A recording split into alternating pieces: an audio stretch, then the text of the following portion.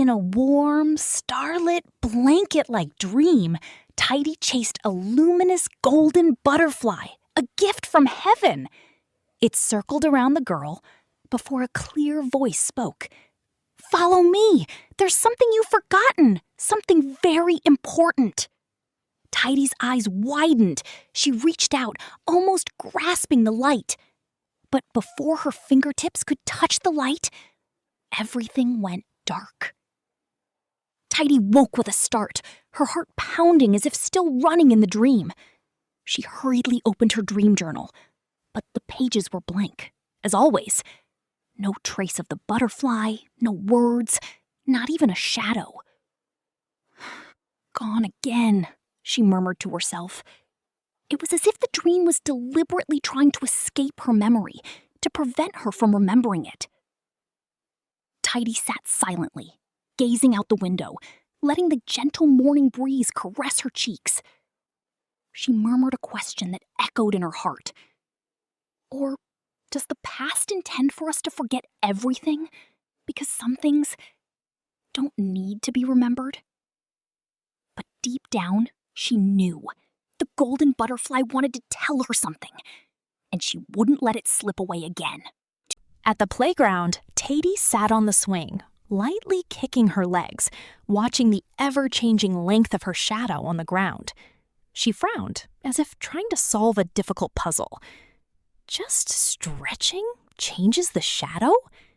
The morning sun elongated her shadow, making it look like the shadow of her uncle standing in the distance. But when she shortened her legs, the shadow became shorter, like a little child toddling along. Everything seemed inconsistent, even the slightest bit. Taidy raised her hand to call the teacher who was checking the playground. "Teacher, if just a slight movement changes the shadow, how real are we seeing?" The teacher sighed, like someone who had been asked many questions all day. "Real enough that we have to accept it, Taidy."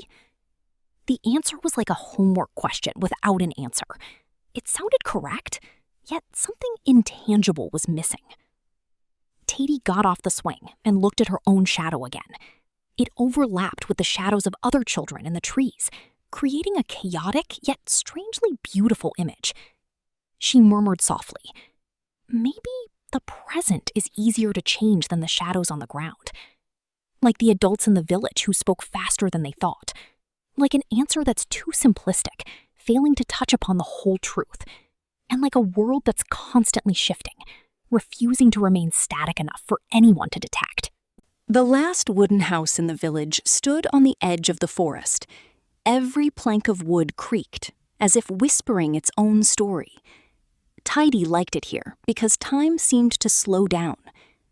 Taidy climbed the stairs one step at a time, slowly, as if the world around this house intended for her to take a deep breath. With each step, the wood creaked, as if saying, "It's good you've come, Taidy." On the veranda, Grandma Ronkyo sat on an old rocking chair that seemed to remember its owner's rocking rhythm perfectly. The chair rocked gently, as if the whole house was delighted to have a visitor. Taidy sat down near Grandma. "Grandma, why are everyone's pasts so different?" Grandma smiled, her eyes crinkling, like someone who had heard this question countless times, but still enjoyed answering it. "Because memories aren't recorded like a camera, my dear. They're recorded like a heart." Taidy blinked. "Like the heart chooses what to remember?" Grandma said, "Yes, dear. Some things the heart keeps tightly. Some things it lets float away like a balloon released from its grasp." Grandma's words filled the dusty old room. It felt warm, like a room filled with bright lights. As Taidy pondered, adult voices drifted from the street. "That year's village festival was the biggest ever, wasn't it?" "Not that year. It was last year. I was the one who suggested it." "That's not true. It was me." Taidy chuckled to herself. The adults seemed to be arguing with different versions of their memories. Not really arguing, though. She turned to look at her grandmother. "So, even adults' hearts choose to remember things differently?" Her grandmother rocked her chair slowly. "That's right, dear. The older you get, the more your heart remembers only what it wants to remember. Taidy smiled. Finally, she was beginning to understand why this house seemed to talk. It was filled with the voices of the past, each voice never quite the same. The next morning, the villagers gathered in the large square.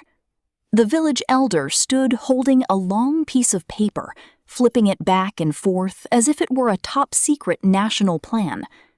"We are planning the village's future for the next 20 years, he announced loudly. "It must be precise, no mistakes." Taidy listened, tilting her head slightly. The entire announcement seemed too long to understand, and even longer was the elder's unwavering confidence.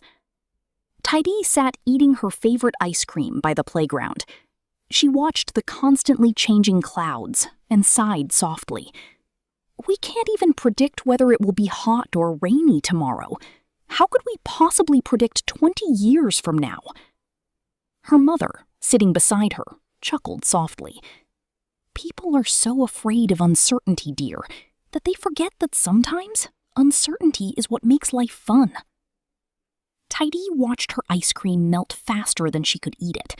It slowly dripped onto her hand, without asking for her opinion. She thought, this is the uncontrollable future of ice cream.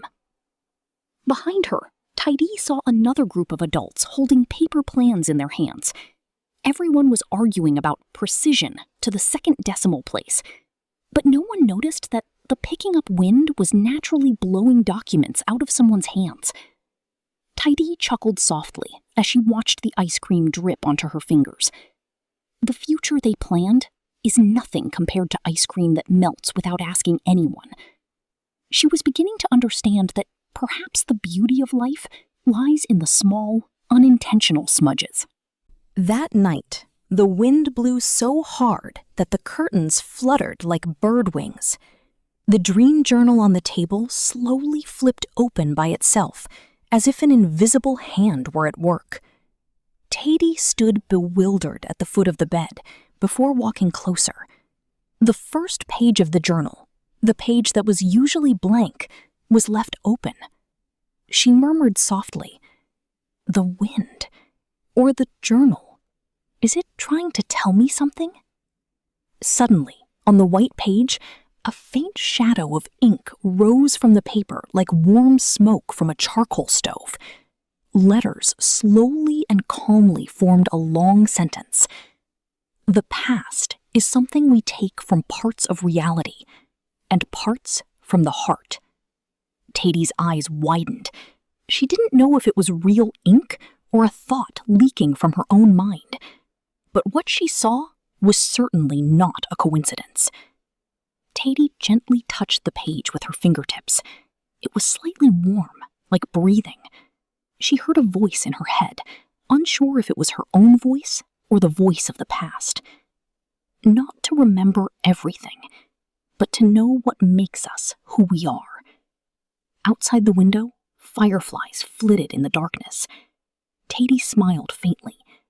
Some memories don't need to be vivid, but it was enough for her to know that she was growing in her own way. That morning, the village was filled with the smell of new paint. Every house had been spray painted the same color, making them look like identical copies stacked together. Trees that once grew freely had been pruned into identical shapes, as if their faces had been pre-shaped.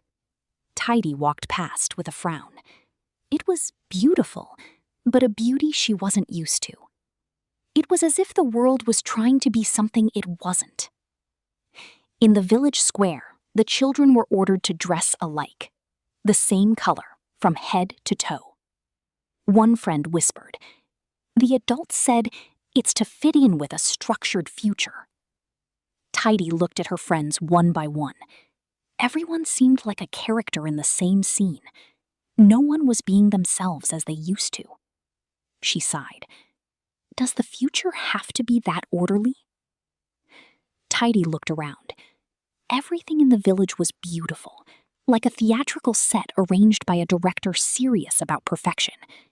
But no matter how she looked, there was no breath, no quirky laughter, No misplaced trees. No one dared to do anything different. She spoke softly to herself. This isn't real anymore. It's just an illusion. And in her heart, she began to question. If the present is being treated like a theatrical stage, then where does the truth lie? Taidy ran to the last wooden house, her heart filled with questions. She wanted to tell her grandmother about the village that had become a backdrop for a play. But when she arrived, the place was empty. Empty without any splinters of wood, without any cracks in the ground. As if a house had never stood there in the first place. Taidy blinked rapidly. Impossible. It was here yesterday. She quickly asked the first neighbor she passed, "Dad, have you seen Grandma Romkio? Her house is gone." The old man frowned. "Grandma Romkio? Who are you talking about? There's never been anyone with that name in our village, dear." Taidy flinched.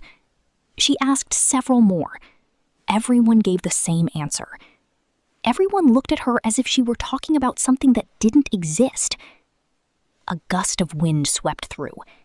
It seemed to be trying to comfort her, or perhaps telling her something she couldn't quite understand. Grandma Romkio's voice echoed in her head, clear, as if she had spoken it just yesterday. Everyone's past is different, because everyone's heart is different, dear. Taidy gently touched her chest. She was beginning to understand something. Perhaps her grandmother wasn't actually a person who lived in the village, but she was a memory. Or was it a dream? A vision meant to teach her something? So, Grandma has been inside me all along, she whispered. The wind blew again. Warm, like her grandmother's smile that she remembered so well. That night, Taidy sat on her bed, her notebook no longer empty. She held the pencil with a slightly trembling but steady hand. The words flowed more from her heart than from her memory. The past is a dream. You don't have to remember everything, but you must understand. The present is an illusion, beautiful when we know it can change. She wrote on, as if an inner voice guided the words to the right place. The pages gradually brightened, as if acknowledging some kind of truth. She stopped writing when the last sentence appeared on the page. The future is uncertainty, and that's what keeps us moving forward. If everything were certain, life wouldn't be fun anymore. As soon as she finished writing, the light from the notebook softened, like a smile. If paper could smile, this would be the gentlest smile. Taidy chuckled softly. Thank you for teaching me silently. She carefully closed the notebook. She took a deep breath and looked out at the star-filled sky. What will tomorrow bring? She doesn't know, and she feels good not knowing. Perhaps this uncertainty is the gift of time, she whispered. The stars twinkled as if nodding in agreement. Taidy's story ends in a way that isn't a complete closure, but rather opens up possibilities for readers to continue her journey. The past is a dream, the present is an illusion, and the future is uncertain.